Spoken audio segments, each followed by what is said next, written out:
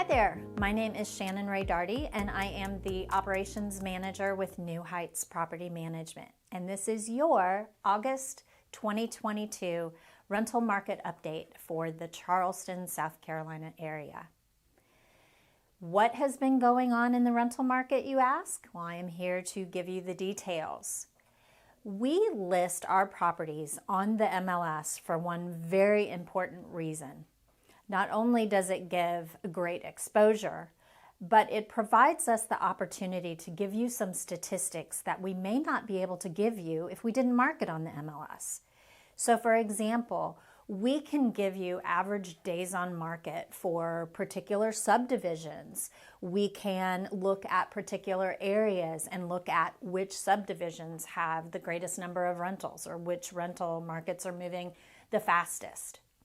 So with this information today, I'm going to tell you exactly how many properties were listed on the rental market in the month of August. So in its entirety on the MLS for August, we had 313 rentals. Now keep in mind that can include multifamily. Doesn't necessarily mean it's just single family rentals. So about 313 in the month of August. The average days on market for the MLS were 20. That's pretty standard, anywhere from 20 to about 27. However, at New Heights Property Management, our average days on market is 20. We do like to present that information not only to our current owners, but potential investment owners, so they know that we do work very diligently to get the properties rented faster than what you may see as a norm for other property management companies. Now, what markets were the strongest? Statistically, there's a lot more growth outside of Charleston. So we're seeing the rental market expand to Ridgeville. We're also seeing it expand to Awendaw, Moncks Corner. Cross is becoming a very popular area to talk about for future rentals.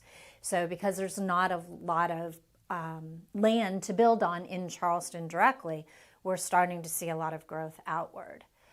Somerville is still a very strong market. However, there are some subdivisions that are a little bit oversaturated. Those areas might be Cane Bay and Nexton, as we're seeing the days on market extend out a little bit longer, 29 to 40 days on average. Still very good, but again, as an investment owner, you want to keep the properties renting fast. You don't want them sitting 30 days without generating any income. Some of the markets that were really strong for New Heights Property Management were the Goose Creek area. Charleston as a whole, about 13 days on market. Goose Creek was 12. Mount Pleasant, 4 days on market. Mount Pleasant is typically very strong all throughout the year. So 4 days for us, that was just super exciting movement on that particular rental that we had. Of the 313 total listings on the MLS, 20 of those did belong to New Heights.